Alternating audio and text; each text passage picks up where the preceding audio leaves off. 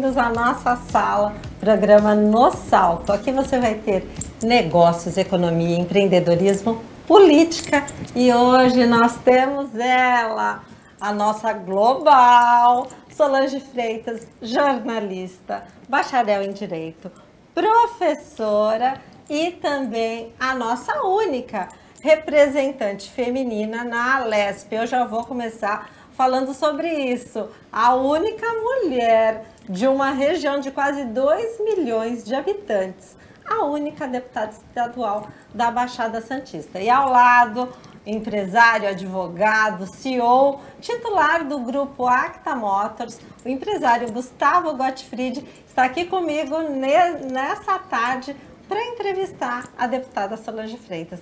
Muito bem-vinda, deputada. É uma honra tê-la aqui na nossa sala de visita. Obrigado, Gustavo, por sair lá daquela loucura que é a Acta Motors, sempre lotada de gente, para vir aqui fazer entrevista com a deputada Solange. Eu já vou começar com a sua apresentação. Solange, o que acontece com nós mulheres? Eu até canso de ficar falando sobre isso, porque nós somos a maioria da população, somos mais de 50% de brasileiras e também somos a maioria das eleitoras. Assim como na iniciativa privada, também somos a minoria em cargos de alta gestão, somos praticamente a minoria ou muito baixo a representatividade na política, não é isso, Solange? É isso, Cris. Muito obrigada pelo convite. É um prazer estar aqui conversando com o pessoal que te acompanha, junto com o Gustavo, e falar um pouquinho de nós mulheres também, né? Eu acho que a gente está dando um exemplo para outras mulheres para estarem junto com a gente nessa caminhada. No meu caso, agora, como deputada estadual, mostrando para as mulheres que é possível ter mulher lá lutando, batalhando por políticas públicas.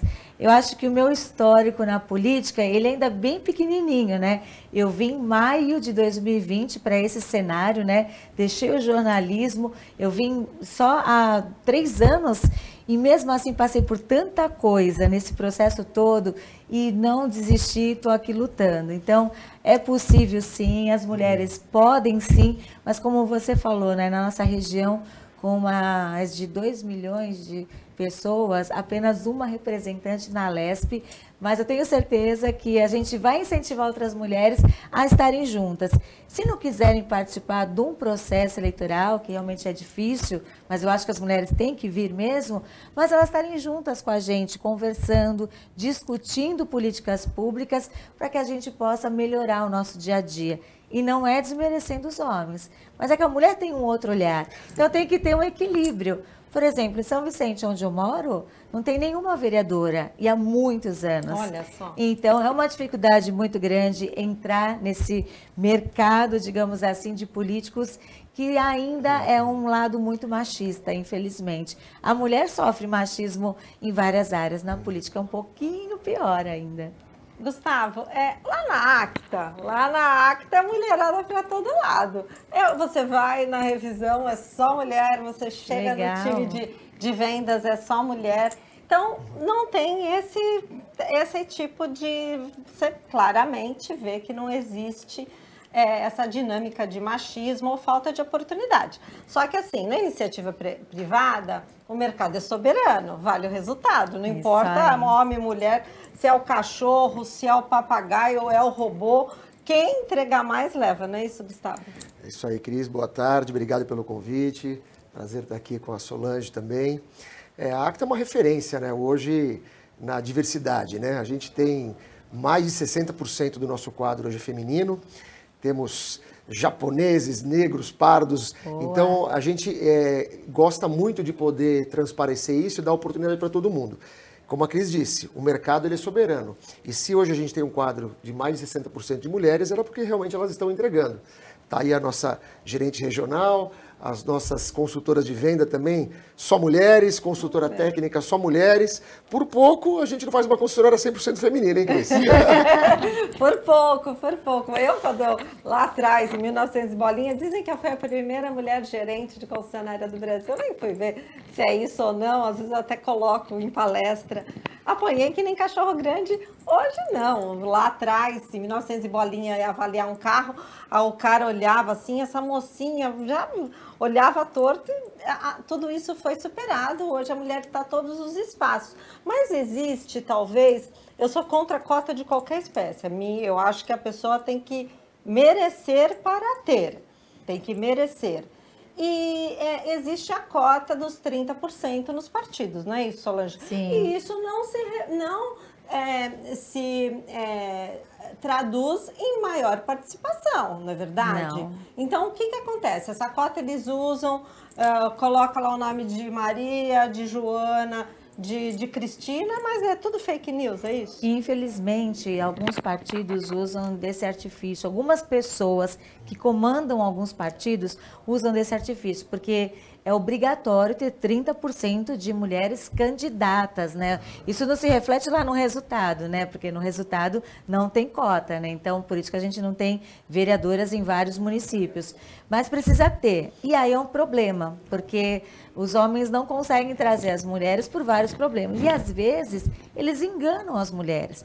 Eu quero que você venha para o partido. Aí ele fala assim, olha, não, eu vou te dar condições, eu vou te dar equipe, eu vou te dar isso e aquilo, chega na hora, não dá nada disso, porque ele não te enxerga como uma pessoa com potencial de ganhar a eleição. É só para cumprir a cota. E aí desestimula as mulheres, porque esse mercado, esse meio político é tão difícil, é muito machista, é complicado participar de um processo eleitoral e muitas vezes as mulheres se machucam. Agora, eu estou no União Brasil, eu tenho na Baixada Santista, nas 9 cidades, para o ano que vem eu tenho esse propósito de montar as chapas de vereadores para as próximas eleições, prefeitos e vices também. Então, eu já estou conversando com as mulheres, porque eu não quero mulher laranja, eu não quero isso, não quero figurante. Estou conversando, tentando trazer mais mulheres, mas explicando para elas como é esse cenário, para elas não serem enganadas. Explicando de que forma que é, como que a gente pode conseguir ajudar e assim, e fazendo com que elas se estimulem mesmo, para elas quererem. Mas é difícil. É que no meu caso, eu passei por um processo eleitoral quando fui candidata a prefeito de São Vicente, muito difícil. Só que eu falo assim, poxa, eu quero usar a minha lição que eu tive como um exemplo para as mulheres virem, poxa, ela passou por tudo aquilo, mas ela continuou, hoje é deputada, então assim, vale a pena, eu falo assim, vale a pena lutar, vale a pena passar por isso, não por tudo que eu passei, mas vale a pena enfrentar o machismo, enfrentar esse esquema todo que tem na política, quando você consegue fazer um resultado bacana para a população. Então, toda a minha conquista que eu tenho hoje, apenas 2 meses como deputada, nossa, eu fico muito feliz, porque tudo que eu passei está valendo a pena. Estou conseguindo levar esse olhar feminino, essa minha vontade, a minha garra da minha equipe, que eles trabalham direto, todos os dias. A folga a gente se divide no final de semana, mas para poder fazer algo bom para a população. Então, a gente tem que fazer com que as mulheres sintam isso, mas não enganar. Mas, infelizmente, tem muita gente que só traz a mulher para compor e aí você vê o resultado na eleição. Fica de olho, mulherada, fica de olho. Olha aí a Cris, pré-candidata já. Cris? Você tem vontade, Cris? Não, de entrar na política não. Eu tenho vontade de colaborar no que for possível, de comunicar. Eu sou uma pessoa que eu tenho valores liberais. Eu acho que eu sou conservadora nos costumes, no que eu acredito, como cristã, com o que eu acho no meu pensamento de mundo, mas eu sou uma pessoa liberal, eu acho que as pessoas têm que progredir por mérito, e o poder público tem que dar oportunidade para que aquela pessoa tenha condições de estudar, ter acesso à educação, para que lá na frente ela consiga participar de processos seletivos de igual condições que uma pessoa abastada trabalhou estudou a vida inteira num colégio privado. Então, essa é uma pauta minha. Fazer com que cobrar aqui as autoridades que tentem, da melhor forma, transformar a educação de base para que meninos e meninas no futuro consigam, em condições iguais, as pessoas abastadas que estudam a vida inteira no colégio privado. Essa é são os meus valores, mas entrar para a política, isso tá fora de cogitação, que o meu negócio é outro. Mas eu sempre falava isso também. Eu trabalhei como jornalista durante 30 anos e eu sempre falava que eu nunca iria entrar para a política. Eu ficava até quando toda eleição alguém me chamava. Eu falava assim, nem continua a conversa, senão a gente vai brigar. Porque eu não vou entrar nesse mundo, porque eu tinha um preconceito danado. Eu falava assim, só tem ladrão, gente que mente, que faz esquema, que engana a população. Porque como eu era uma jornalista muito combativa e eu cobrava muito, você via as respostas mentirosas ou então promessas que você sabia que não seriam cumpridas. Isso me deixava muito indignada. Até o momento que a minha indignação me trouxe para a política.